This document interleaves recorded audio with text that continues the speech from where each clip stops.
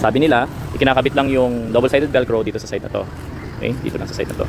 Kasi naman sa mga nakikita ko dati, ang ginagawa, isina-sandwich itong part na to dito.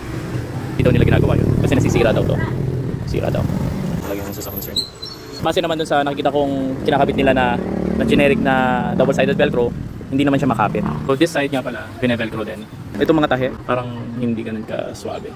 This is 2,400. Pwede nyo i-zip. Or i-unzip. Then, ikabit nyo dito sa fasteners niya. Ito, yung sa back part. Nilalatch dito sa likod. Pansin nyo, hilang-hila, batak na batak itong part na to. Hopefully, hindi masira over time. Even this type of stitching. Yan. So, hopefully, hindi mag-give. Sana hindi masira to. According din sa babaeng employee ng NWOW na kasama ng technician, hindi daw naintindihan ng technician yung instruction na magkakabit na sila ng trapal, kaya daw iniiwan ng technician yung velcro. Hopefully first thing in the morning ay makarating sila at may kabitan nila. Ganito talaga ang buhay, naming aberya.